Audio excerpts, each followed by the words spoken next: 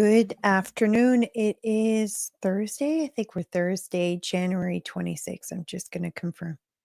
Yeah, Thursday. Wow. The week is flying by. So today I'm going to be covering what the provinces are doing with the upcoming threat of tariffs from Donald Trump and how the federal government is responding. So I'm going to be covering what most of the premiers are saying, or some of the premiers are saying. I'm not going to be covering the lefty premiers because we know they're just going along with Trudeau. They're not really saying anything against that, but I'll cover what conservatives are saying and what conservatives are saying. Sorry. And then I'll share my thoughts as well, what I think this means and just what direction I think this is going. It's going to be very interesting to see kind of what's going to develop out of this. But okay, first thing, Donald Trump just did a post, I think it was a couple of days ago, on the 14th. And I'll read it to you guys. So his post, and this was posted on Truth Social. He doesn't post everything to X, but this is a copy of what was posted there. He said, "For far too long, we have relied on taxing our great people using the Internal Revenue Services, the IRS. Through soft and pathetically weak trade agreement, the American economy has delivered growth and prosperity to the world while taxing ourselves. It is time for that to change. I am today announcing that I will create the External Revenue Services or service to collect tariff duties and all revenue that come from foreign sources. We will begin charging those that make money off of us with trade, and they will start paying. Finally, the trade fair share. January 20th, 2025 will be the birth date of the External Revenue Service. Make America great again." So that's what he says.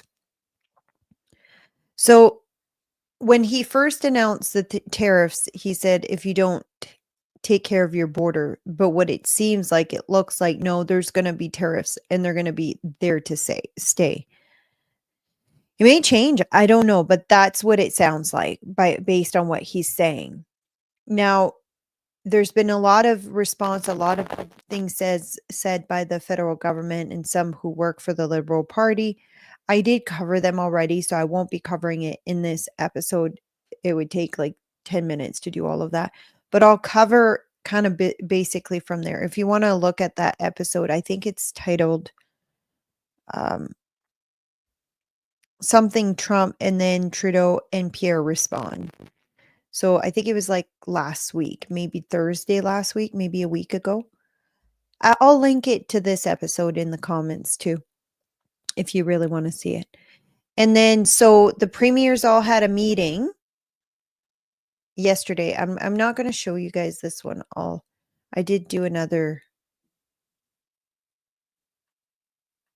one that would be easier for you guys to read here. I just got to move it into the right spot. The premiers had a meeting yesterday. Danielle Smith wasn't there in person, but there were some that were. And they did a photo. Everyone's like, where's Danielle Smith? She was there via like Zoom or whatever you call it. So, but this is a statement. And Danielle Smith did not agree to this statement. So all the other premiers, including Scott Moe, did. So it's a bit long. I'm going to read it anyways, because I think it's important that Canadians know about this. Also, if you're watching, let me know where you're watching from. If it's Facebook, Twitter, not Twitter, X, old habits, or Rumble or YouTube. Let me know where you're watching from. And we're in Canada, or if it's not Canada, we're in the US. And okay, so I'll start reading it. Canada and the United States have the closest and most successful partnership in the world. At their meeting today, Canada's first ministers reiterated that the two countries are stronger, more prosperous, and safer when they work together. First Ministers discussed ways to protect Canadian families, workers, and employers from the consequences of possible U.S. tariffs, which could cause economic harm to Canadian and would cause economic harm to Canadian Americans alike. Trade and investment between Canada and the U.S. supports millions of jobs on both sides of the border and helps ensure the secure flow of goods and people between countries. They will continue to work together, standing up for Canadians in the face of unjustified and unreasonable tariffs. Collaboration efforts will continue to try to prevent U.S. tariffs, including actions taken by the federal government to strengthen border security, curb the flow of illicit drugs such as fentanyl into Canada and American communities. The federal plan announced in December invests in cutting-edge technology, empowering law enforcement, and ensuring that only those eligible to remain in Canada do so. First Ministers, I don't know what they call it, First Ministers, but anyways, First Ministers agreed that federal government, in collaboration with all other government, local police, and authorities, will continue to bolster security at the border and strengthen the immigration system.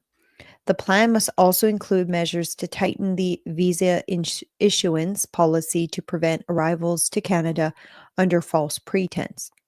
Law enforcement across the country will work together to further build trust and confidence among U.S. decision makers that Canada takes its border responsibility seriously and it's taking action. Oh, you can't hear me?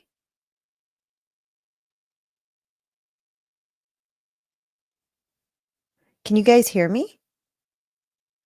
Well, you're answering, so you must be able to. There's no sound on this. I'm reading. There will be sound on video later on.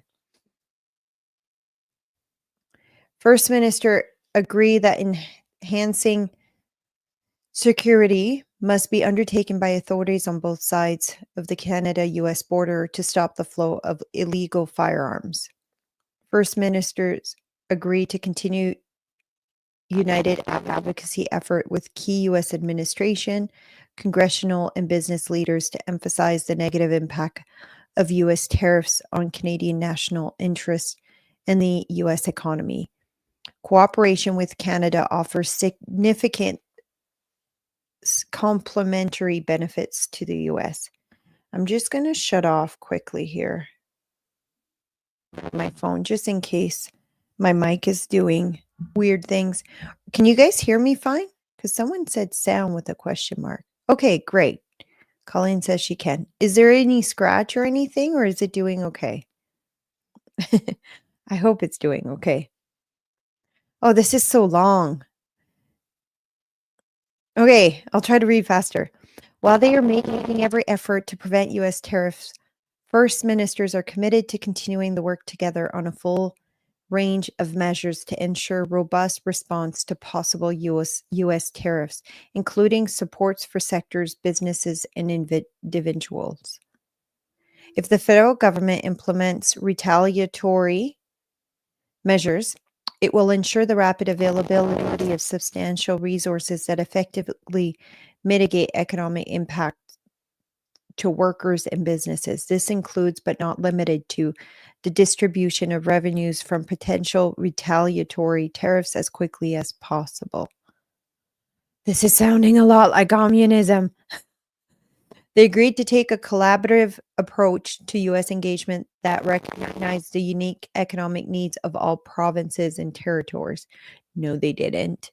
But anyways, that's an opinion, not in this here.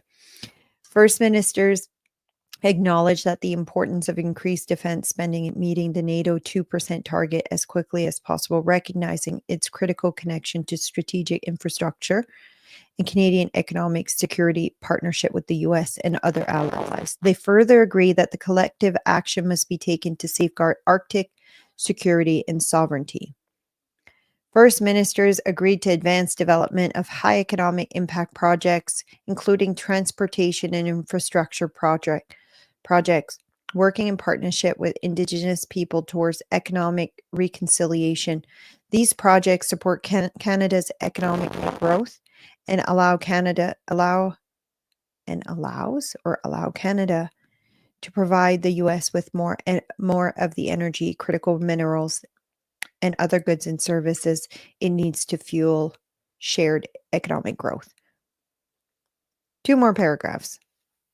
First ministers will continue working closely together on Canada-US relations and agreed to meet weekly following President-elect Donald Trump's inauguration January 20th. First ministers agreed that Canada is a proud and sovereign nation committed to upholding its values and responsibility on the global stage. As a strong, independent country, we make decisions that reflect the best interests of our citizens while actively contributing to the global peace and stability. Sorry, it's hard to read this because I'm getting frustrated.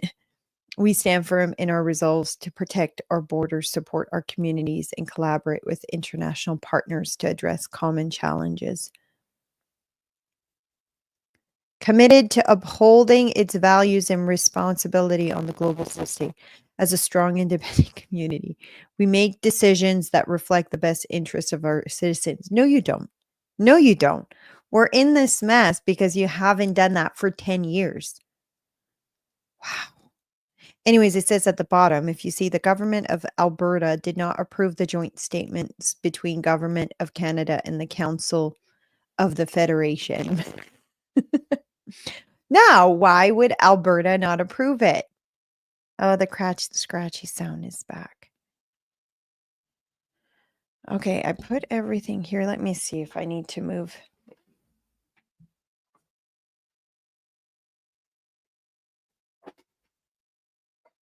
Oh, you know what I think it is?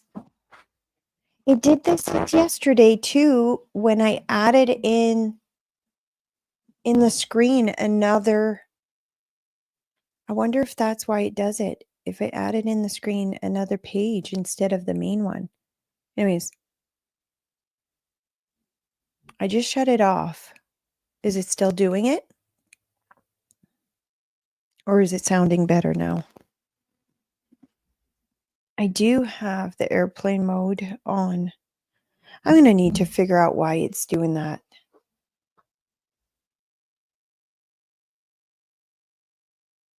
And Hitchhiker here said, proud sovereign nation. Trudeau said we were a post-nationalist state in 2016. Well, let me see. I'm just going to see if it's the plug.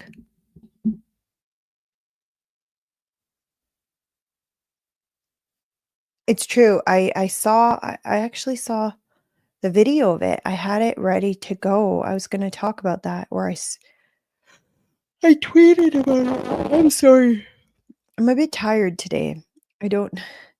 I will be honest with you guys. I went down a rabbit hole last night and oh my gosh, what I found is just so atrocious. I went digging and doing some research on Andrew Tate, and the amount of stuff that is out there it's better. Okay, good. Hopefully it'll stop everyone saying it's better. The amount of stuff that I found, I was just watching it and just getting so sick. And not just sick of because the atrocities that he's involved in, but that there's so many conservatives who are kind of propping him up and basically saying he's being politically targeted. No, like I've seen the videos. It was just awful. And I was trying to do a profile. So I told you guys I was going to be doing an episode soon. So there's so much information I'm going to have to filter through to see what is more important to cover. It's still there, but bearable. Well, it's bearable for you, but with people with ADHD, it might not be. Give me a second. I'm going to see if I can move some of the controls. Everything is muted there, so it can't be that. Give me 1 second. I'm going to move over and check it out. I'm wondering if it has something to do with my headphones. I don't have Wi-Fi headphones, but they're all corded, so maybe if it touches the other cable. Oh, it's worse than that. It's, Hitchhiker said Tate comes off as an extremist. He's a psychopathic, narcissistic, sadistic person. Like one of the most dangerous kinds of sex offenders. And when I do my profile, you guys will understand why. Just a sec.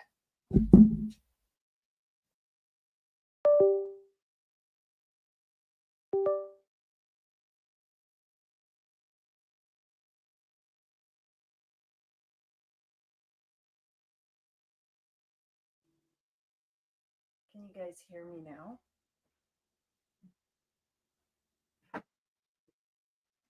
Just wait, make sure you guys respond.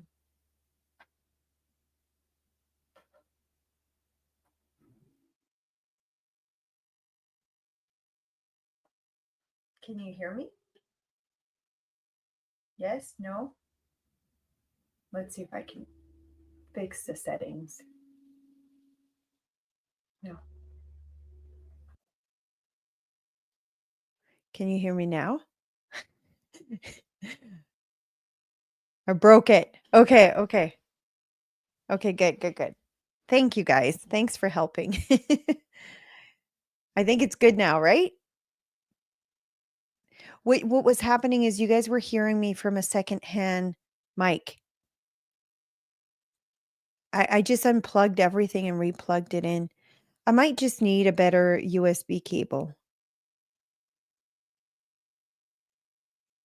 Perfect. Okay, so it's working. So I'll keep covering this, but yeah, I was up till 1 a.m. just doing some research on that subject, and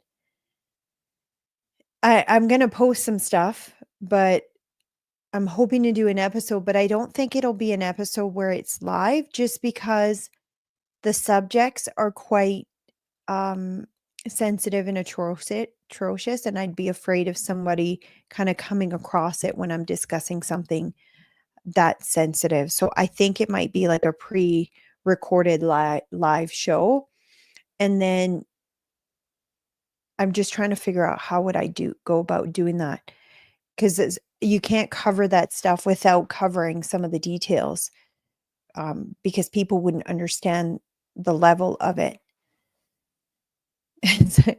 Hitchhiker says the rabbit holes haven't seen the sun since 1986. I don't know what that means, um, but yeah, let's just say I went digging and did a lot of research on him, and it's not like what it appears. He's a serial liar. He's saying that they dropped all the charges. No, he's still in the process. Not only did they not drop the charges, they added extra charges, and one of them is human trafficking of a child. So his charges are more serious, and not only that, now he's facing charges out of the UK. So they're doing extrajudiciary procedures to once he's done his court case in Romania. Sorry, I'm talking about Andrew Tate. Once he's done his court, it has nothing to do with Daniel Smith. Sorry. Once he's done his court case in Romania, the UK is doing the process to having extradited to the UK, where he had sexually assaulted, I think, 4 women so far. The charges on 4 women. And not only that, because he's an American citizen, if all that was to fail, and one of the victims that you have on video him doing sexual activity with is 15 years old. So in America, you can you can get charged for having intercourse with a child in another country, and the age of consent for that is 18. So it's to stop what they call uh not trafficking, traveling. Oh, I can't remember the term. It's off the top of my tip of my tongue right now. Like when pedophiles go and travel to other countries, and that country might have a lower age of consent. That's not the same as age of consent in the US. You can get charged for intercourse with a child in another country in America. So he's going to be facing legal challenges or a legal court case for a while. And I know some conservatives says like it looks like it's political um he's a political target or political prisoner or whatever you want to call it. No. He's what I've seen so far, it's almost just as bad as like Epstein and P. Diddy. It's just his age preference is post-pubescent girls, so girls who have already started going through puberty. But considering his profile type, the sadistic nature and the power and control, and um, I don't think that limits him to post-pubescent. For the most part, people who fit that profile prototype don't really have a limit. So anyways, but that's not proven. That's just based on my evaluation. I have greater concerns. I don't think any conservatives should be defending him. If anything, when all of this comes out, when all of the details comes out, and a lot of the details in the court case are out there. You can actually read the transcript of what the victims are saying, what the evidence they have.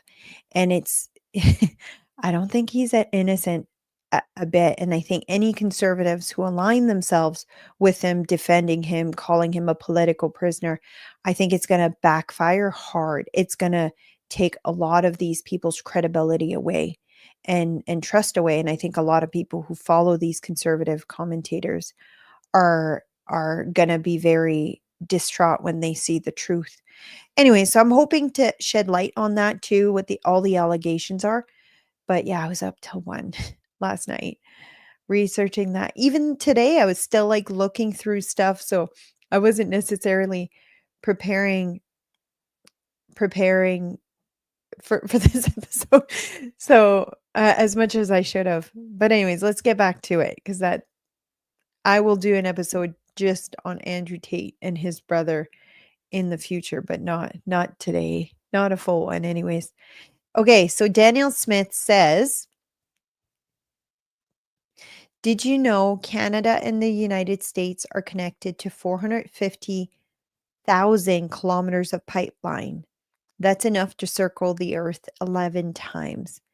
There are over 500 operating refineries and petrochemical plants in the United States that create value-added products, with over 70% depending solely on raw crude oil from Canada. This is a clear reminder that it's time to set politics aside and avoid tariffs that could significantly hurt not just the Canadian economy, but the American economy as well. So Daniel Smith wrote this on January 15th, so yesterday. This would have been, I think it was in the morning she wrote it. Yeah, at 10:30 a.m. And I think this was before the meetings with the premiers where she declined to answer. Now, this is a video, so I have it up here. Give me 1 second. I'll switch screens.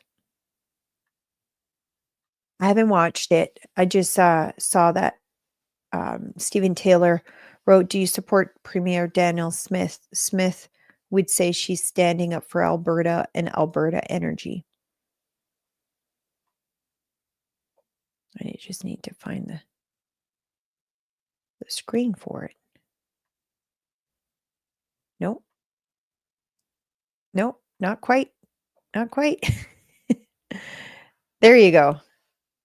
Now, well, the premiers you just heard from and the prime minister are largely singing from the same psalm book. There is one premier who attended virtually, Danielle Smith from Alberta, who did not, or was not rather, a part of the press conference there that you heard with the clips we just played. I'm going to read to you what she posted on social media. Her view of the meeting was a bit different than what you just heard. She said, I had a constructive discussion with my fellow premiers.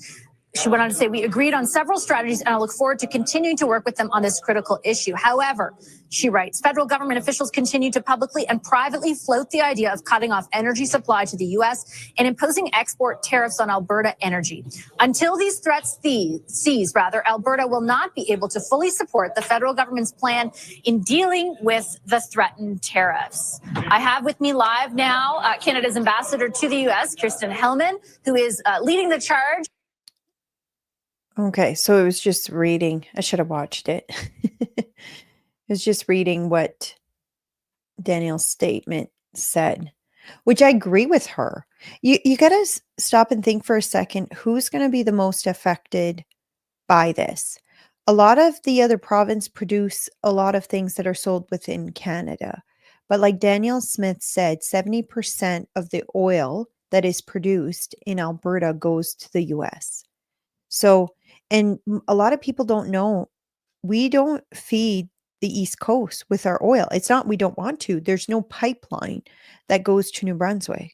Energy East was supposed to be that, and Trudeau stopped on it. So it never happened. So just another way how the federal government has kicked and trampled on Alberta. And I would say also Saskatchewan. Saskatchewan also has oil production south of the province and on the west side of our province too. Now, I've seen, and Hitchhiker says, energy is controlled at the provincial level. It is Danielle's right to step up. It's true. It's true. And he also says Danielle Smith has been handling all of this well. Some premiers and Trudeau, not so much.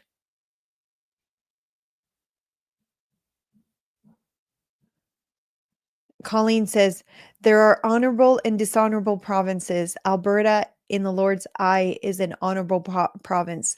A lot is to be said for this. It's true. They've been doing a lot of things in Alberta that's been going in line with godly values. So, but it's interesting to see the response of conservative premiers. For example, Scott Moe. Scott Moe went and signed this agreement knowing it's going to completely... Okay, I want to make a statement. This should not shock any of us that Scott Moe is siding with Ottawa at a time of risk and uncertainty and potential huge huge emergency. He did the exact same thing during COVID. Instead of leading the front like he should, he's cowering and siding with Ottawa. I much prefer the way Danielle Smith is dealing with this. And I'm actually shocked that Scott Moe is not locking arms with Danielle Smith at this point. I don't understand it. I don't get it. Other than the fact that he doesn't have the spine that we thought he did. And that's all I'm saying. Right now I'm at a point where seeing his action and his behavior when it comes to this, I would rather have a different premier. I would rather see Scott Moe step down and someone run who has the backbone of defending Saskatchewan. I'm so disappointed in his actions. So disappointed. I'm actually going to send him that. I'm going to write him an email. Oh, I'm sure he'll hear about this episode. He'll be like, Nadine is criticizing you again. Anyways, this is what Doug Ford was saying. There's 2 videos of Doug Ford I want to play. I'm just trying to find the other one. Some of it might be repetitive because I haven't watched the second one. I just saw the wording from it. But let's have a look at this one. I have to move its screens. And we can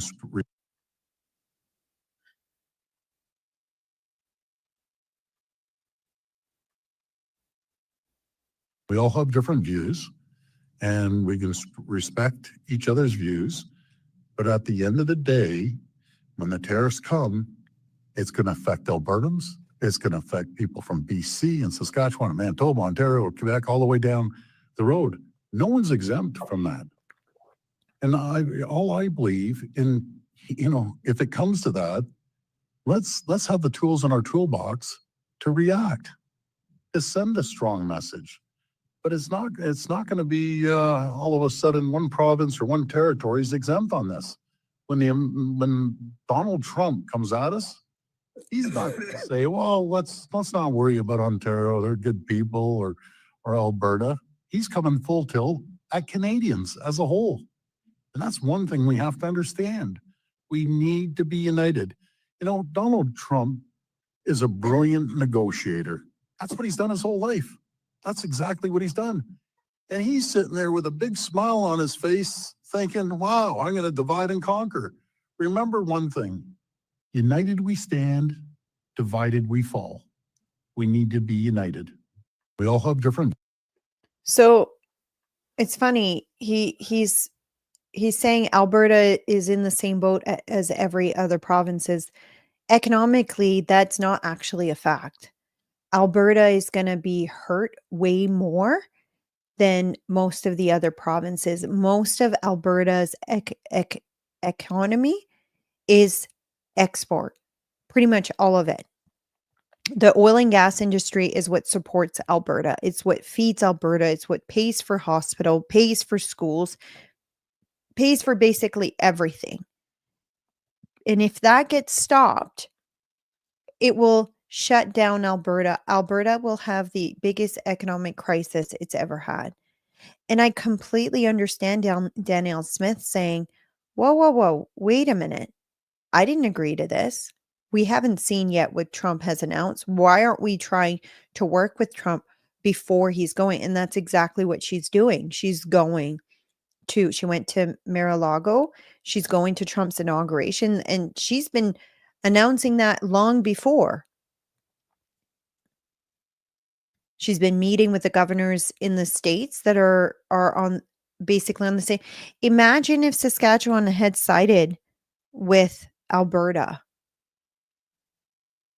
And yes, Betta here says, if Alberta hurts, Canada hurts because they pay the lion's share of the equalization payment. And I talked about that the other day. I'm going to show you guys. I have it up here in one of the things. Where is it? I did have it up. Did I shut it down?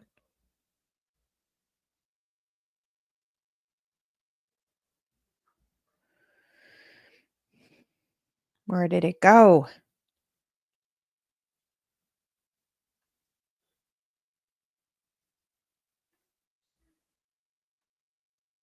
Well, I'll play the next video anyways while I look for it. So this next video is Doug Ford again, but somebody has a tweet here. It says, Doug Ford is starting to sound like a full-blown communist again. The government will be there to take care of us after the government created the very looming crisis we are heading into. We are back to the COVID narrative. We are all in this together. And that's such a good point. Remember, we were thinking, when is COVID happening again? When is the pandemic happening again? What if it's not going to be a pandemic?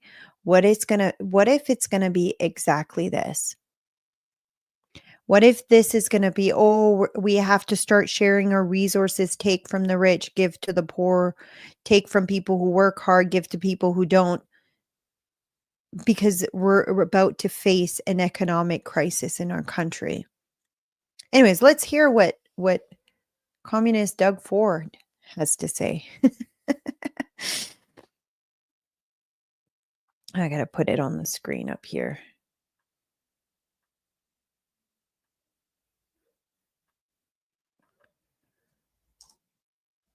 And while I do that, I'm going to see if I can find it's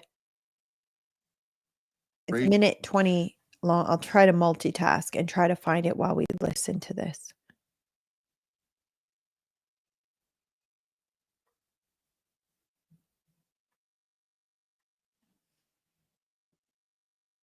Things are going to change in a week. when the inauguration happens of President Trump, and if he moves forward with these tariffs, there's never been a time that's more important for Canadians to be united, to stand up and making sure that our voice is heard. And the retaliatory tariffs need to be hard. We have to send a message when someone comes up and tries to destroy our economy. It will be devastating for Canadians. And that's why it's so important. It is so important that our federal government, our provinces, we support the hardworking frontline people, people that may be Wow, affected that sounds so much like COVID. by the tariffs. But I can assure, I'm speaking for Ontario, I can assure the people of Ontario that we will be there for them. We'll be there to support them. And I'm pretty sure what I heard is everyone feels the same, no matter the territories or the federal government or the provinces. And I'm just so proud of everyone today. This is an opportunity for Canadians to stand up and be proud. Even when it comes down to going into your local retailer, look at the back of the label. If it doesn't say made in Canada, pick the can beside it that does say made in Canada. Interesting. I'm just trying to find some Speak Now Canada posted a link in the comments, and I'm trying to click on it to copy it to bring it up so I can play that video. It's a Rebel News status. I'm just gonna go here, see if I can find it in the comments. It's strange because when I go on the video, you're on X, and I'm going on the video, and I'm clicking on the video, and it's not showing up in the comments there, which is so strange. If you can DM it to me, then I can bring it up on the screen, if that works, if you're able to. I might need to follow you back first. Let's see.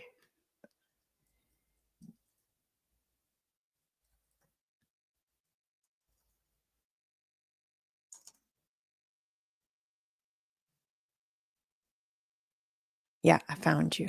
Okay, I'm following you back so you can message it to me. And then I did find the equalization post. I did have it. I got this. It's because the post itself was quoting, Danielle Smith was quoting the equalization payment. So Danielle Smith posted this January 2nd. She says, Premier Scott Moe is right. The current equalization payment isn't fair or sustainable. It's time for a better deal that doesn't put all the weight on a few provinces. The federal government has announced equalization payment for 2025, and I talked about this briefly yesterday. And this shows they take all the money from Alberta and Saskatchewan, and none of it goes back to those. It goes $13 billion to Quebec, $446 million to Ontario, $4.7 billion to Manitoba. New Brunswick gets $3.1 billion, PEI $666 million, Nova Scotia $3.5 billion, and Newfoundland, Labrador is 113. So all of the North and Northwest Territories, BC, Alberta, and Saskatchewan get none of it, but they pay most of it. Actually, the Alberta was $337 billion that they were paying into it in 10 years. And the closest to that was BC, and that was $47 billion or something. Don't quote me 100% on those numbers, but I did cover it yesterday. It was around that. So that's like an estimate of what I remember it from yesterday.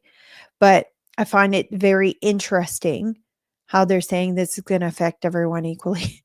No, it's not. It's going to affect Alberta, Saskatchewan, BC the most.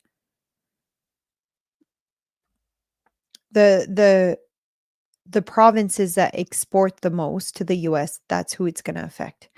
Okay. Speak Now Canada said she sent it into the DM. So I'm just going to grab that quickly here. Oh, I don't see it yet. Oh, one new request. That's probably where.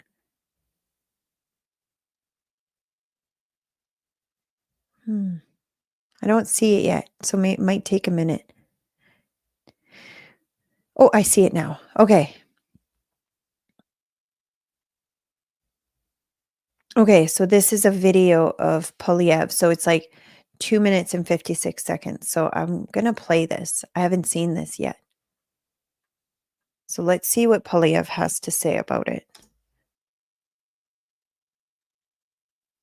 Thank you for sending that. See, this is what I love about this being a live show. I'm not just doing it on my own. I have some listeners who can send me things that I might not have seen or covered yet, and then I can just bring it up on the show.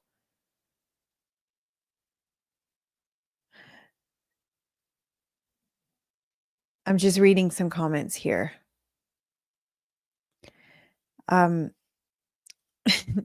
News in Noise Inc. I'll read it because it's quite long, so I don't know if it'll fit on the screen. Ford is a posturing imbecile. Look, I've been around for a long time. I watched Harper gain a 1% GDP gain in, say, South Korea for textile. He worked hard for it, and Canadians were pleased. You get the idea. All Trump say, SK, we are now going to give you 1% more of our business, which we had been given to Canada. Then he does that with 10 more countries with 10 different products. Canada loses 10% GDP instantly. Keep playing. Trump says, okay, it's now 2% to all those countries. And you know what? You make a point. Like, we're not in a position to negotiate like rough handling this or saying we're stronger than you. We have to recognize our weakness. If anything, the main focus that should happen right now is Canada should really, really, like, the government should come back and they should do everything they can to make Canada self-sufficient. We are in this state because Canada's destroyed Alberta for several decades. If you can go back for the first Trudeau, you can go back to many other government. We're in this state because Alberta doesn't even feed the oil to the rest of Canada. Like, it's insane that we're buying oil from the Middle East and having it shipped here when we have all the oil we would need in Alberta. You want to talk about unity? That should be your conversation. Why is Energy East not done yet? Not only that, if we can't sell it or are not going to sell it to the US, then we need to sell it to the rest of the world. Energy East would do that. They would be able to ship it from New Brunswick to the rest of the world. Why isn't that happening? Why hasn't that been a priority for our federal government? Is because they don't care about Canadian unity. They only care about who is going to elect them. And they already know, the Liberal government already knows they're not going to get votes in Alberta. So what do? Well, they listen to everyone else and everyone else's priority. And anyways, I'll play the video from Pierre here. I think that the first thing that President Trump should do when he gets into the Oval Office is to send a big bouquet of flowers to the Liberal government in Ottawa. By blocking pipelines and LNG plants in Canada, You're right, Guy. the Liberals have forced Canadians to sell almost all of our energy to the United States, giving President Trump massive leverage in making these tariff threats. Had they allowed the Energy East and Northern Gateway pipelines to go ahead, had they rapidly approved LNG plants to sell the natural gas that Japan, Greece, Germany, and other countries were looking for us to sell them directly, we wouldn't have to give 100%, almost 100% of our hydrocarbons to the Americans at discount prices, and you wouldn't have had to ask me that question.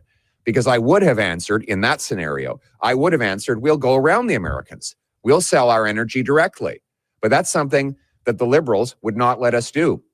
Freeland supported killing the Energy East pipeline, which would have moved 1 million barrels of Western oil to the St. John refinery and off to Europe, by the way, which would have helped defund Putin.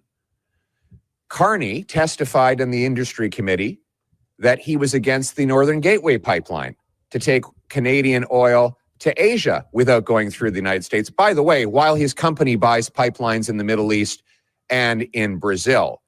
How unpatriotic is that?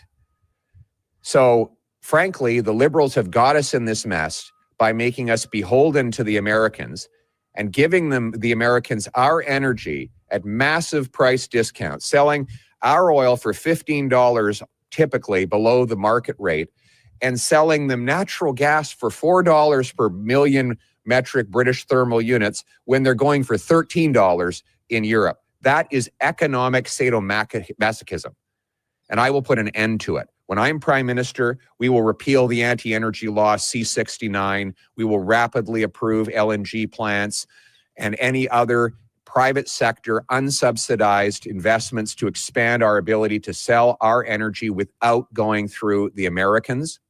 And I will unite our people. We see right now that not only have the Liberals weakened our economy, now they're resorting to dividing our people, divide and conquer. Right when the president is threatening us with tariffs, what is the first thing the Liberal Party of Freeland and Carney think to do?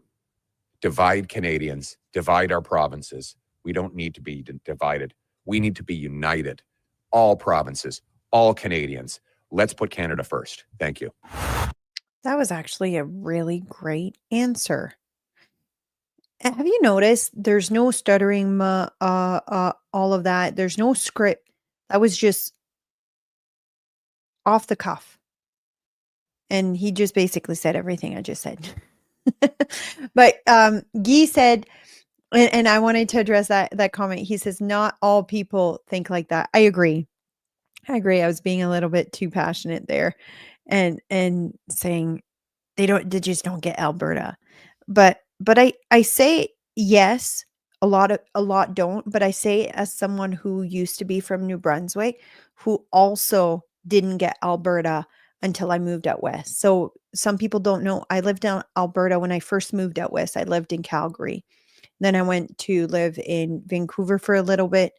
And then I moved to Saskatchewan in 2009. So I moved out west in 2007. And in 2009 is when I moved to, I think I was in Calgary for a year and a half. I love that city. And then in 2009 is when I moved to Saskatchewan, and I've been here ever since. So I remember how I used to think about Alberta. And see, in New Brunswick, we all knew if you wanted to, and that's why I moved out west. If you wanted to have a career, make a life for yourself, thrive, you would go to Alberta to find work because it was so hard to find work in New Brunswick unless you could get into like some government job.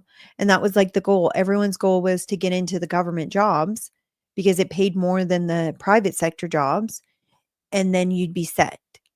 But if you couldn't, you'd go out west to Alberta to find work in the private sector job. And then a lot of people eventually move back to retire in New Brunswick. That happens a lot. But Jay Fisher saying, everyone's jumping the gun, giving away their hand. We look like ants who have nothing to offer. It's shameful. We lose poker in a second. Throw the chips. We will hurt more because the government can't keep their mouth shut. This was about border, not trade. It's true. Initially, I thought it was all about the border. Now I'm not so sure, Jay. Especially with Trump announcing, I don't know if you were here at the beginning, but with Trump announcing here, I'll show it to you. With this statement, I'm thinking it's more than that. He wants to start taxing through tariffs instead and lowering the general population in the U.S. taxes. So where all the taxes mostly come from. So while I agree that's what it was initially announced at, I'm not so sure that's all it is right now. Maybe, or my theory,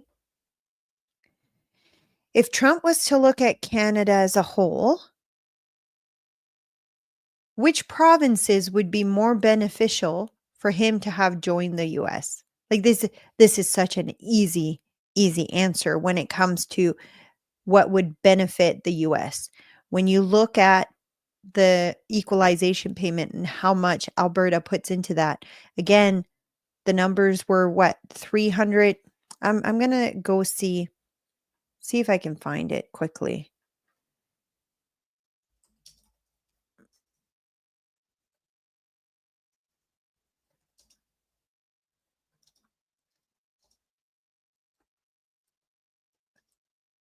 Payments. I need to learn to type faster. Oh, I did a spelling mistake. I should have had it still up, but I couldn't find it. Okay, here it is.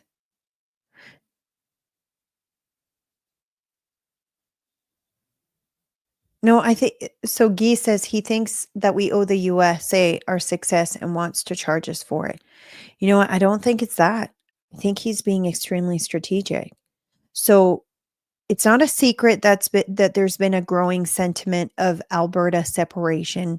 When Trudeau won last time, you had the Maverick Party start and gain a lot of momentum. You had the Buffalo in Saskatchewan. I don't know if Alberta had a provincial one as well, but the Maverick was supposed to be the federal one.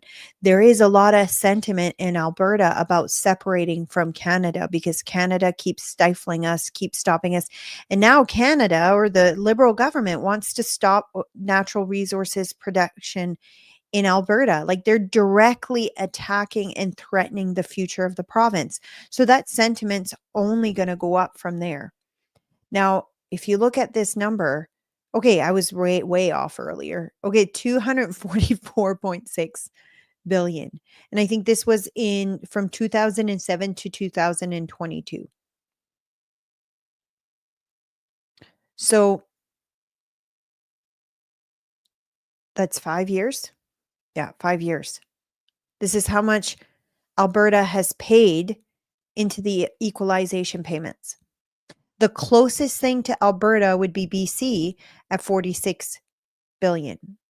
The second closest to that would be Ontario at 41 billion. Everything else is a net deficit.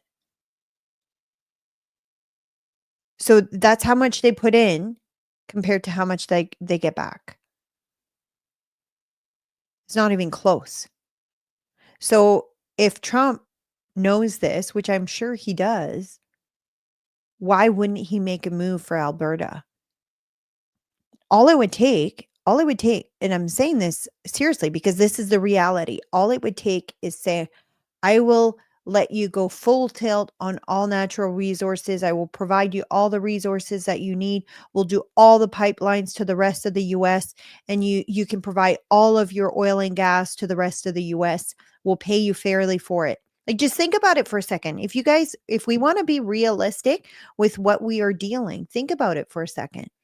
All Trump has to do is say that, and I can tell you the majority of Albertans would probably say yes.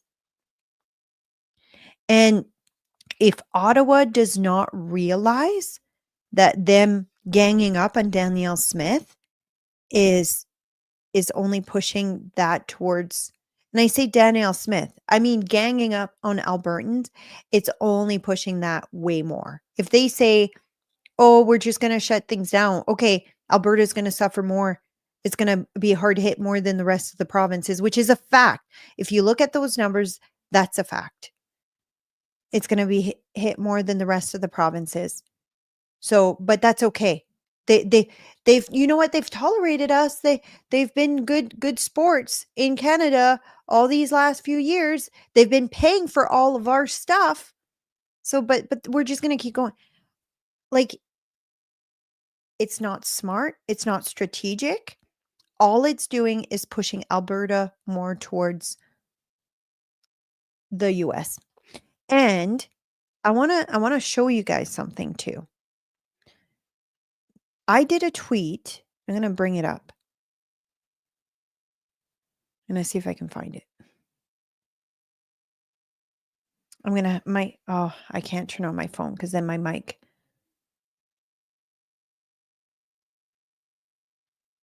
Okay, so I'm going to read some comments quickly. Canada will lose the Western provinces 100%. Jen F says, keep standing up, Danielle Smith, the only premier to consistently stand up for the people of the province. Smith and Trump have already negotiated a deal. Have you seen that deal? Here, I'm going to see if I have it in my highlights. It might go faster to finding it. But basically, I had asked, hear me out, I say. Oh, I didn't add it to my highlight. Okay, I will have to search for it. It was the one where I said, how do I search my profile only? I don't think you can here. Can you? Maybe.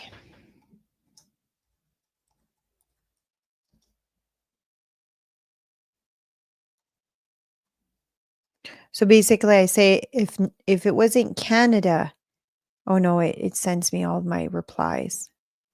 Gosh darn it. I'll turn off airplane mode just to look it up. I need to find a better solution for when that happens.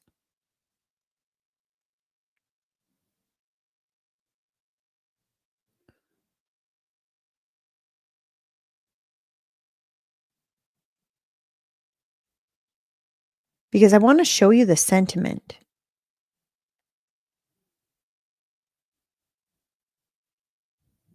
Okay. It starts with hear me out. No. I just lost it now.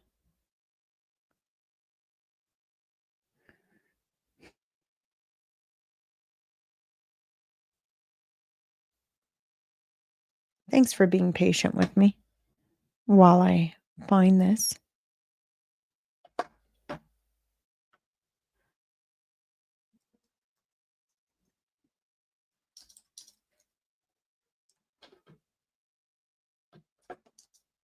What if Alberta? Let's see if that brings it up.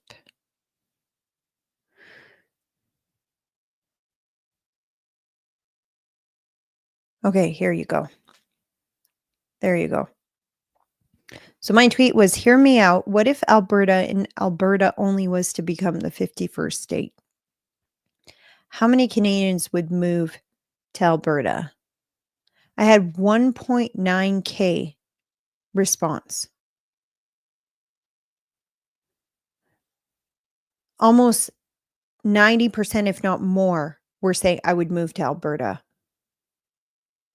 I would move there before it happened.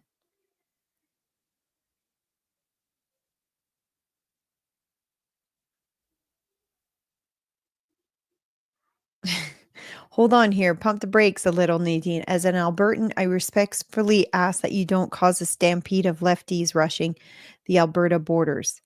We are finally getting our province back in order after 4 long years of NDP.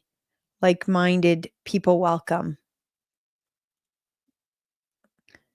As a Sasky, I don't want to be in Canada without Alberta.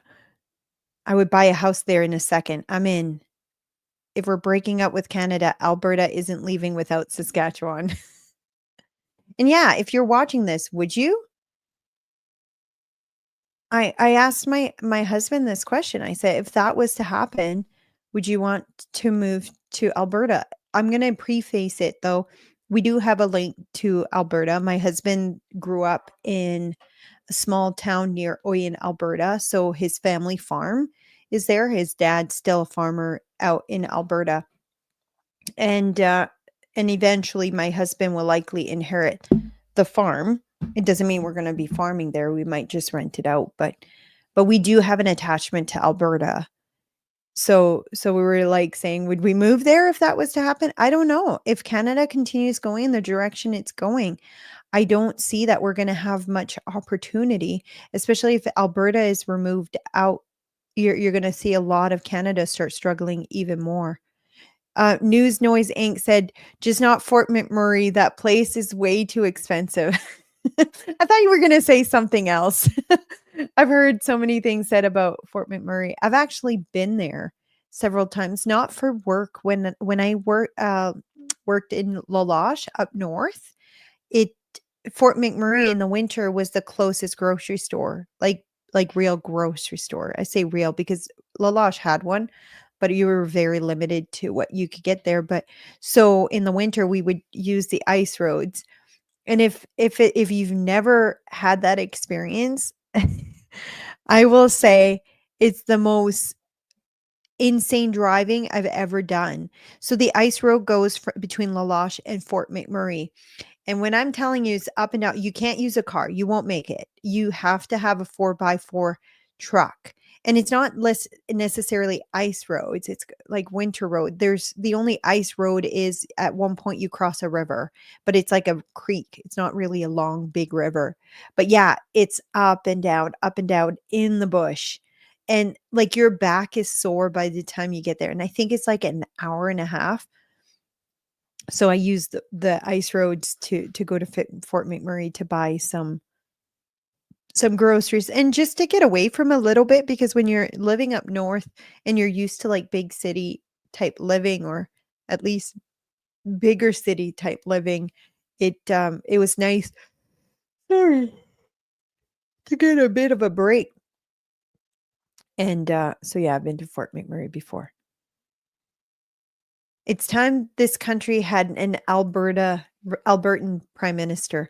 You know what? I really like what Pierre addressed too. He said, you wouldn't even be asking me this question if we had a federal government that actually cared about provincial unity, which is so true. And Mighty Mouse says, I'm in Northeast BC. It's very much tied to Calgary at the hip. It goes with Alberta. Federal government has always mistreated Alberta. Justin has, as well as his dad. Yeah, I remember. If you don't know a lot of history on politics, which I didn't used to, but I do now. But when Pierre Trudeau went to Alberta, I think he was on a plane, not a plane, a train or something, and like everyone was throwing tomatoes at him. Do you guys remember that? Pierre Trudeau, tomatoes.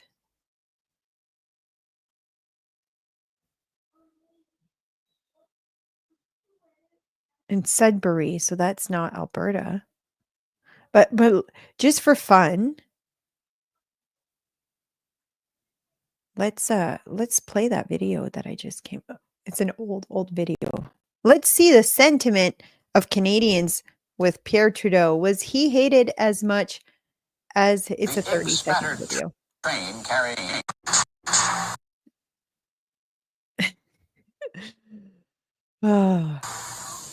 The egg-spattered train carrying vacationing Prime Minister Trudeau has been dubbed the Caesar Salad Express. But nothing could have prepared the Prime Minister for the greetings he got in Northern Ontario. In Chapleau, it was a warm welcome, baskets of eggs and bouquets of flowers. But in Sudbury, it was back to making salads. It was the largest and probably the most unfriendly crowd on Trudeau's trip. Hundreds of angry people hurled insults, tomatoes, and eggs at the private car carrying Trudeau and his three sons. When the tomatoes and eggs ran out, they started throwing rock. For many, Trudeau's visit was a chance to vent their anger over the economy. Sound familiar? The egg-spattered train. While I don't advocate throwing, it's funny because I'm gonna use that in a tweet shortly. I don't advocate throwing things at politicians you don't like. I don't advocate for violence. Obviously, they were throwing it at the train, but I just find it remarkable, the resemblance. But yeah, they called it the Caesar salad train, didn't they? Hitchhiker says, I'd still go with Harper if Pierre was out of the picture. Harper was a good prime minister. Thinks that when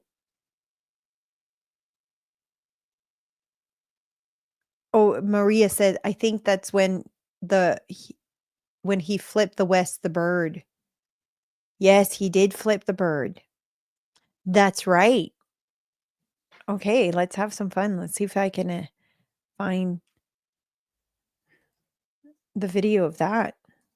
Who does that as a prime minister? Pierre Trudeau.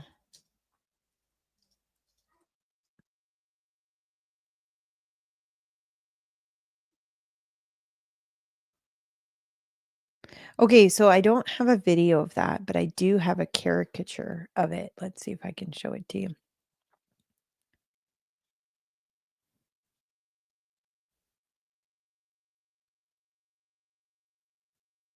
Pierre flipped off his own citizens with both their children and his own in tow, including Justin Trudeau. So he was on the train when he did that. So he would have done that to Alberta and then continued on, and then he got egged in Ontario. Interesting. Anyways, the little potato is not much different than the big potato. Let's see what else I've got. Okay, so this is a video from Scott Moe, I believe. That was another one that I brought up. So let's see if we can watch that one. I'm just opening it up here. I don't know what the question is that they asked. Jan says, who flips the bird? An arrogant narcissist. Yeah. It's true. Okay, here you go. I can't hear the question, so neither will you. It's not loud enough, and I can't make it louder. But let's see what. And there is no trade deficit. The additional trade deficits is being referenced essentially is not only, but largely energy products. But I think you could use this for many of the commodities that come in, particular from Western Canada, but from across Canada going to the U.S. is all too often those commodities are sent down in a semi-refined or a fairly raw form, and Americans go to work and add value to that product. That product then is providing energy security for other Americans and North Americans and other people around the world. It certainly is the case in energy, certainly is the case in uranium. Which we send to the U.S. Potash is sent down and used in their agricultural practices, much like it is here, providing food security for not only the U.S. and North America, but many other countries around the world throughout the Corn Belt. And so there is those are a few examples of how integrated our economy is and how we create value on both sides of the border. And there's many, many, many. And so the tariff discussion, for whatever reason, is here, and we are going to do our level best to manage our way through that. But at the end of the day, if we're truly committed as Americans and as Canadians to not unnecessarily paying higher prices for the products that we have and hurting one another's economic interests because they are tied through just how integrated we are, we'll get back to doing what we do best, and that is providing our continent with just that very fulsome energy and food security that we have always been a part of that supply chain. And I would say in by event, you provide general security to the communities in the continent as well. So it'll move on and it'll evolve. This will be an ongoing conversation. We hope to find our way through the tariff conversation sooner rather than later, in particular on the products that impact the economy in Saskatchewan, but as a Canadian more broadly, I think all of the products that impact each of us as Canadians. But we will have an ongoing conversation. Our 2% investment in the military is going to be part of that conversation moving forward. Would be my best guess. And I would just say that we're in a little bit of an unfortunate or vulnerable position here in Canada, just with some of what we see happening in Ottawa. And, so my ask has repeatedly been to, for all MPs, regardless of the party they're with, is to make the call for an election sooner rather than later. We do need someone with a mandate. And I would suggest that, quite likely if we're going to have success in removing any of the tariffs, it isn't going to be in the very vulnerable negotiating position that we have from a political perspective today, but it's going to be coming from someone that has a 4-year mandate similar to what President-elect Trump has.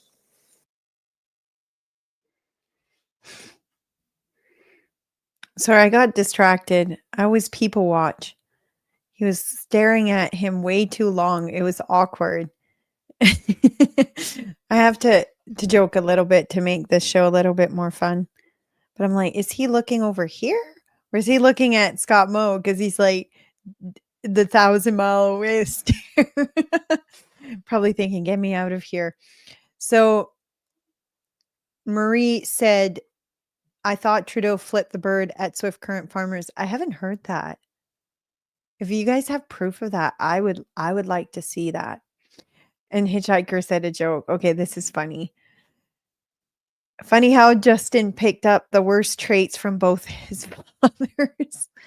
Well, I think narcissism actually is not a DNA type trait. It's usually caused from your environment for the most part.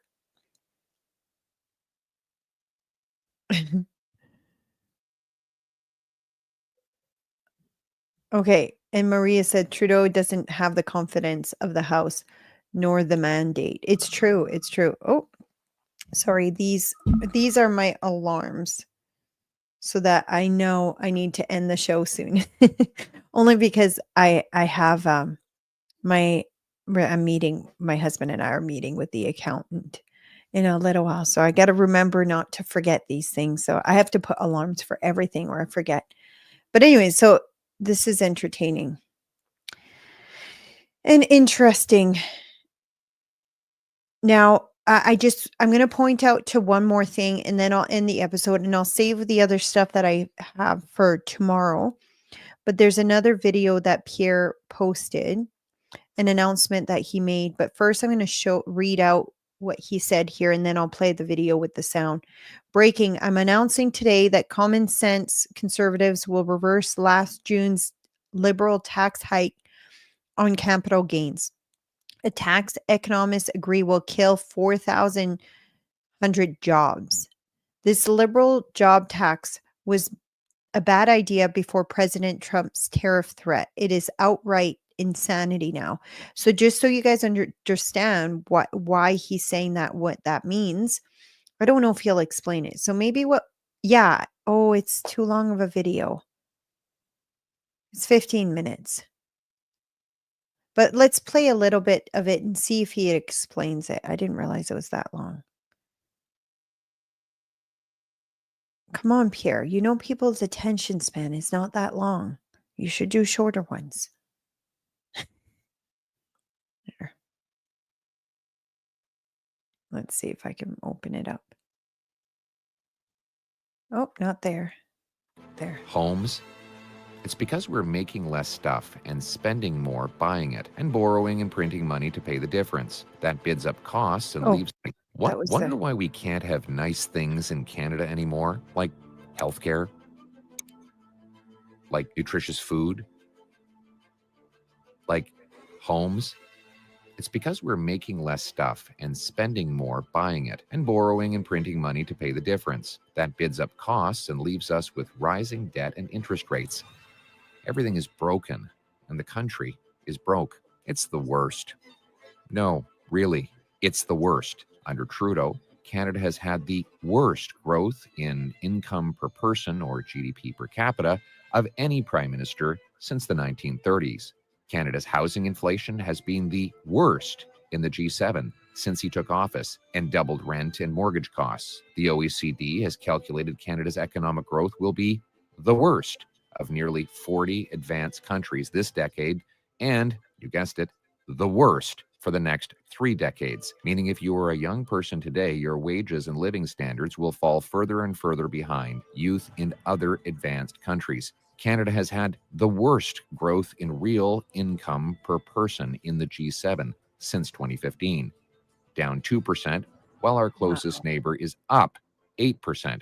It wasn't like this before. Look back. Our GDP per person used to grow at almost exactly the same rate as the US. And then this. What happened? He happened. Wow. Even liberal economists like Trevor Tombe are noticing. Quote, Ontario, for example, has a per-person level of economic output that is similar to Alabama. The Maritimes are below Mississippi, and Quebec and Manitoba lag behind West Virginia. Only Alberta exceeds the U.S. average of $76,000. No wonder Alberta has cut taxes and red tape and embraced free enterprise. In fact, the economy of one U.S. state, Texas, is now bigger than the economies of all Canada's provinces and territories combined. That's right, with 10 million fewer people, Texas has a bigger economy than all of Canada. Incidentally, Canadian companies have been leaving us for the Lone Star State. It's not because we're not working as hard. It's just that we're not producing as much. Productivity is output per hour worked. Canadians worked a total of 34.6 billion hours in 2023 to generate a GDP of $1.8 trillion US. That works out to about $53 an hour US. That's compared to $78 per hour in the US. That means they produce nearly 50% more economic value per hour than we do, which means they can make more in less time. According to an RBC report, the productivity gap with the US now stands at about $20,000 per person a year. So why are we producing less? We're just as smart, we have more resources and land per capita, and we have the best workers in the world. The problem is they don't get the same tools and technologies to make things. Economists give tools and technology a name: capital. Capital is nothing new. Since our primal ancestors built huts, wheels, bows and arrows, we had capital. Adam Smith's Wealth of Nation explained that in a tribe of hunters or shepherds, a particular person makes bows Yes, and I don't want to arrows, for stop it because example, this with video more is really readiness and good. dexterity than any other.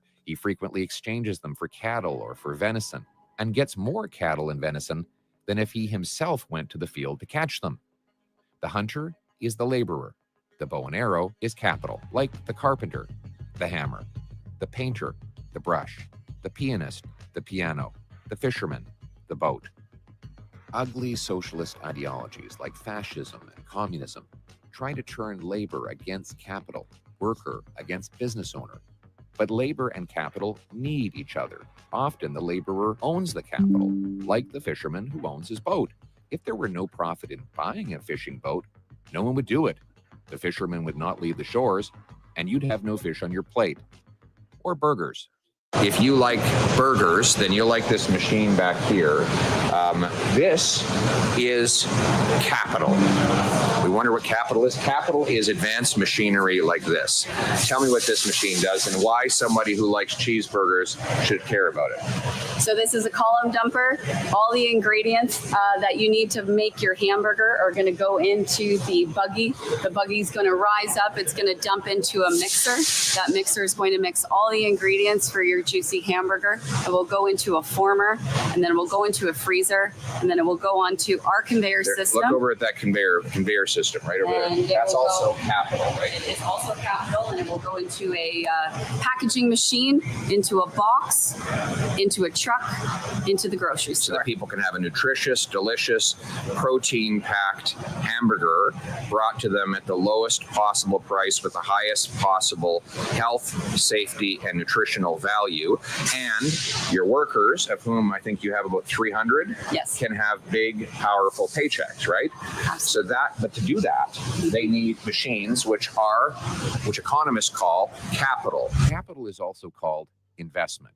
When you divide the amount of business investment by the number of workers in the country, you see that in 2023, Canadian workers got 58 cents of investment for every dollar a U.S. worker got, and only 65 cents for every dollar workers in the OECD got.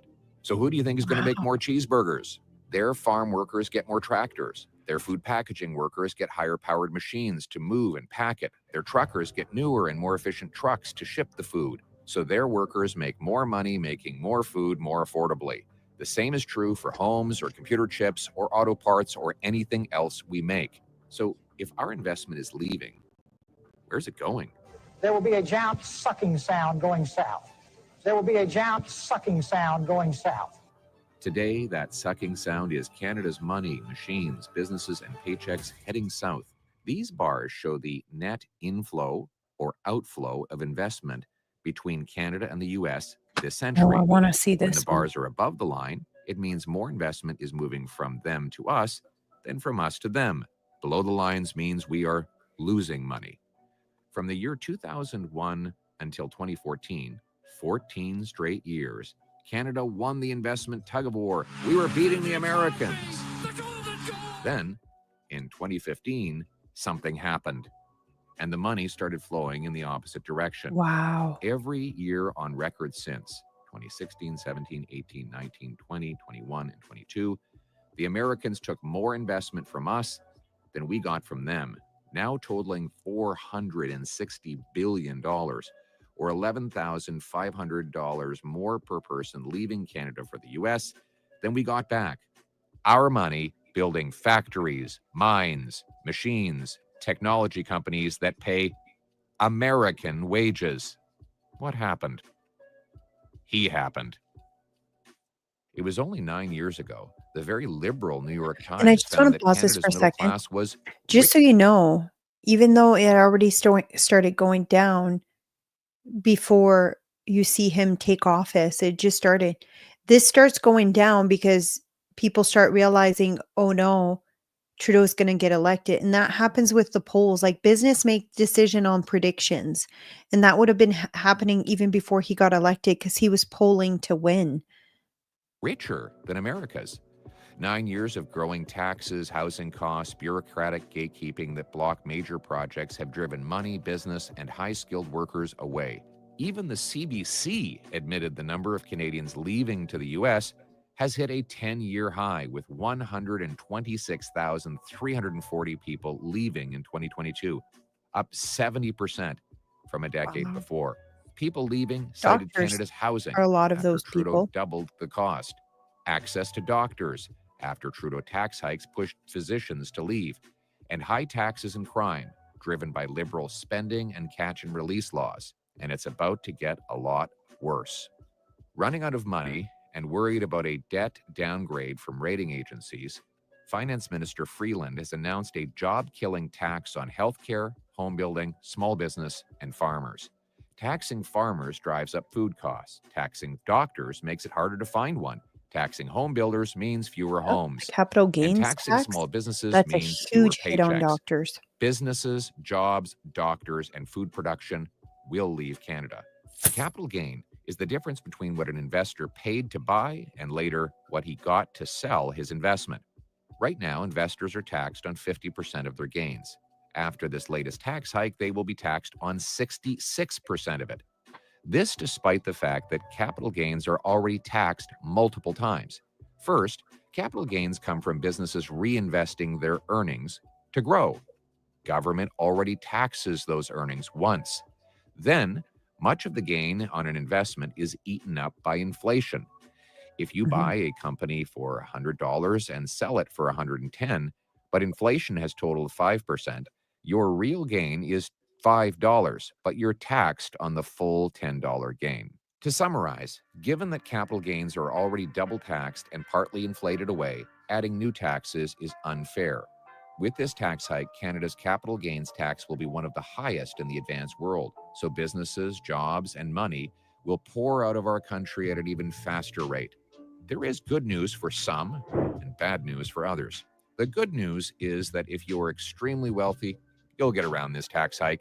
For example, Justin Trudeau kept his family fortune, which he inherited from his grandfather, in a tax-sheltered trust fund to avoid taxes. I no longer have dealings with the way our family fortune is managed.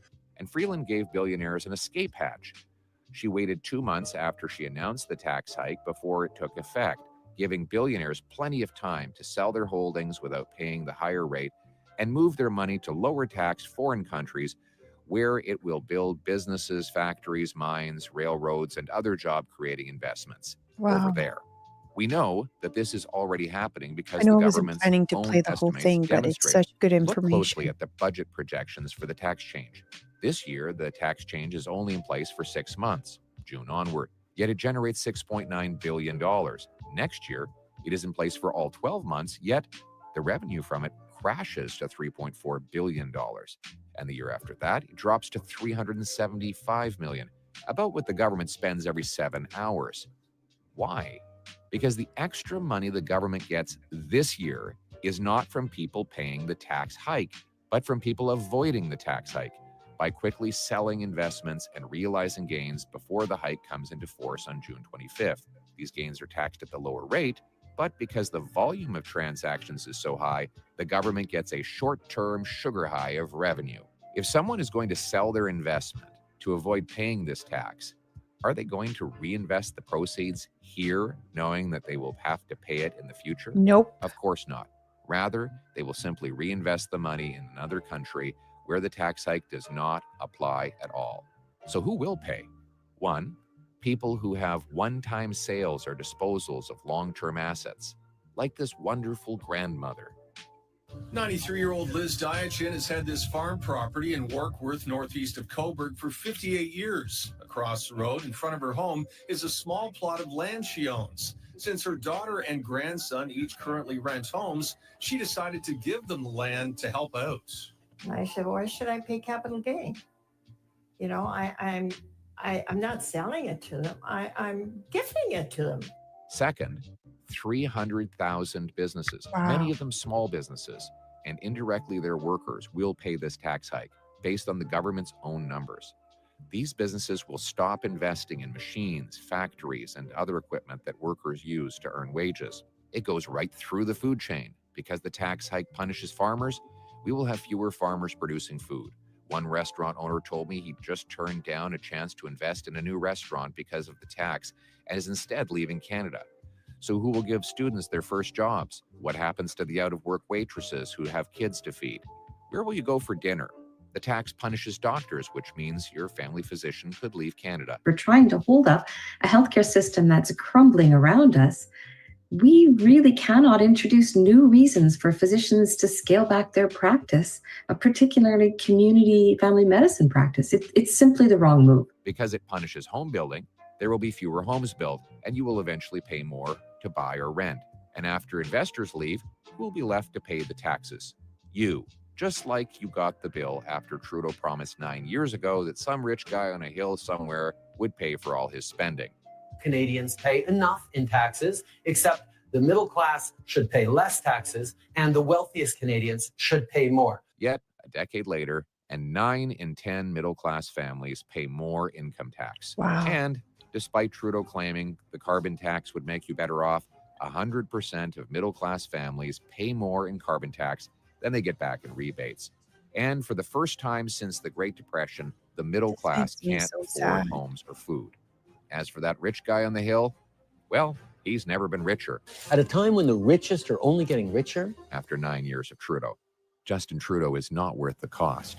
To fix what he broke, we need to overhaul the system to make taxes low, simple, and fair.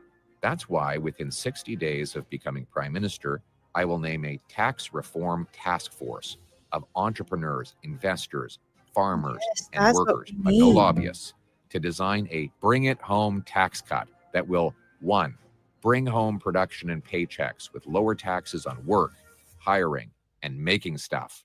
2, bring home fairness by reducing the share of taxes paid by the poor and middle class while cutting tax-funded corporate welfare and cracking down on overseas tax havens. 3, bring home 20% less paperwork by simplifying tax rules. Lower, simpler, fairer. We will unlock the potential of our strivers, inventors, builders, entrepreneurs, and workers to restore Canada's promise. Those who go sleepless nights mortgaging their homes, wondering how they'll pay employees, will have their eventual success rewarded and not vilified.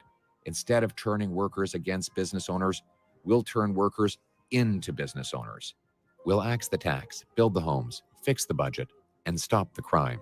We will be a country where hard work earns powerful paychecks and pensions that buy affordable food, gas, and homes in safe neighborhoods. Now, let's bring it home. Wow. A lot of people don't understand when you put capital gains tax, it's not just taxing the rich. Just let's say you have like a manufacturing business and now you're going to get taxed another, is what, 16% on top for any profit you have, any capital gains that you have. Because most businesses, they reinvest the money they make. They pay their employees and stuff, but they don't just start keeping all of that money. They reinvest it into other businesses, into other things.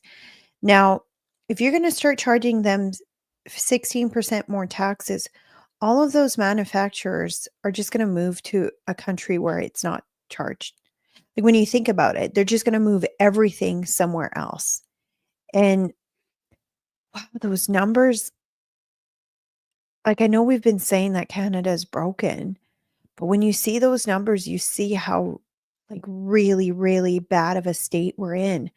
And it's easy for us to, like, see our paychecks not going up and see our grocery prices going up, but, like, it affects everything. Everything. The not being able to find a doctor, like, even Jonathan and I have talked about potentially moving to the US. And because my husband's a doctor, so some people may not know that, and he's written the exam for the US and scored really high, so it'd be super easy for him to get a green card to move there. But even him and I have talked about, like, what would be our opportunity and potential if we were to move to the US, how much more money he would make, how much more opportunity there'd be to live, to build a life for our family. And when you compare it to Canada, the benefits are much greater in the US. So if we've considered that, and I'm not saying we're moving to the US, we've kind of prayed about it, and the Lord has really put it on our heart that this is where we're supposed to stay. So we're going to listen to God in that matter.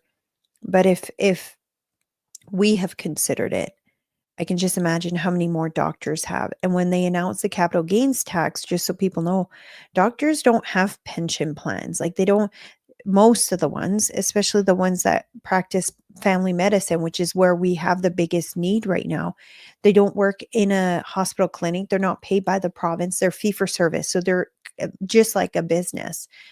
And any profit they make, they reinvest into other things. That's their retirement plan. So the capital gains tax affects them in a major way, more than many of than the general public know. So you want to know why your doctors are leaving Canada, going to the US? Well, for one, it'll pay a lot more. They have better retirement plan. Cost of living is less. Like, you want to complain about our healthcare system? Look at the federal government. And I know there'll be some lefties say, "Oh, that's not why they're leaving." No, it is. I know, because that's why we've considered leaving. Like, but people don't put two and two together. And what I love about that video, it explains exactly how it affects you. I wasn't planning on playing the whole thing, but he was showing so many comparison and making so much sense. But I want to bring it back to that one graph. Like, this is unreal. This is where the US is, and the US is on the way up. So you can't blame it just to COVID. Look, this was COVID. We did the same as them. This has been since COVID. Look at us. Wow.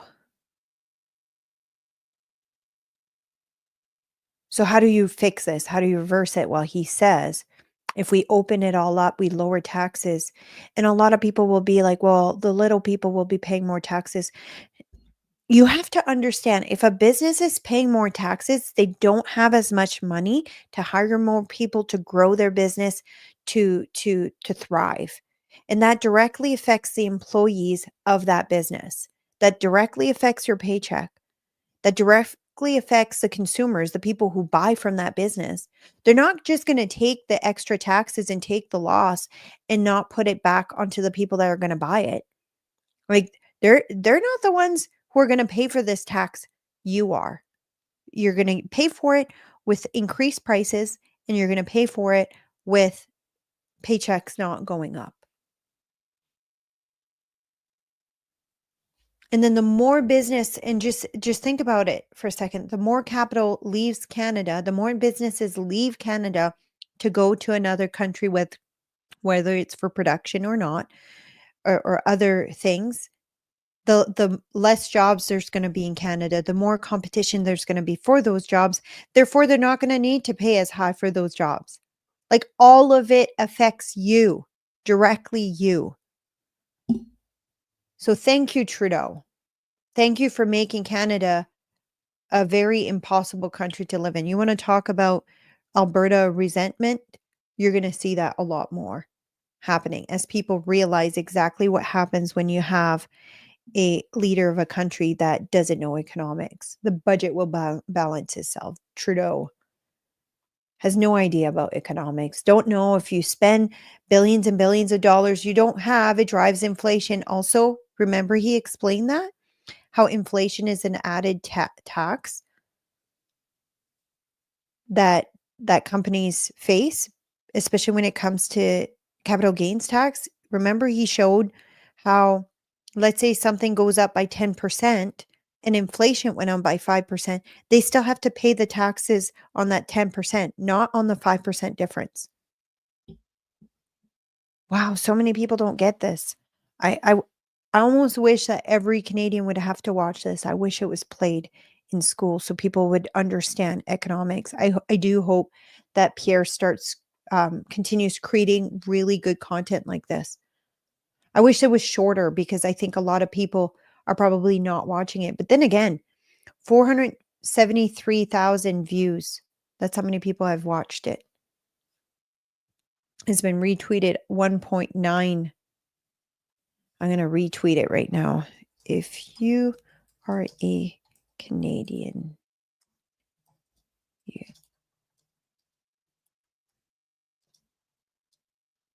understand the state we are in. Exclamation.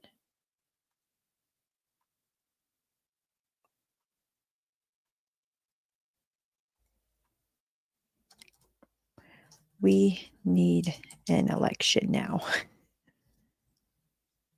We do. We do. Okay. Post. You guys saw me make a post right live on the show. I'm just going to look to see the comments here. Just lowering taxes will not work alone. The policies and regulations are killing resource-based sectors. That's so true. And like, just to give you an example, my husband and I, we have quite a bit of land here where we live. So we're subdividing some of that land into acreages. We're not going to like list it publicly. We want kind of like-minded people, hopefully, to move because it's someone close to us. And the amount of red tape that we have to go through to do the subdevelopment, like we still don't know if it's going to happen. We're already like $75,000 investment into it, and we still don't know if it's going to be a year or nay. They're asking for so many different things that we have to do to jump through hoops. And even then, they might come back before they approve it and say, oh, we need this.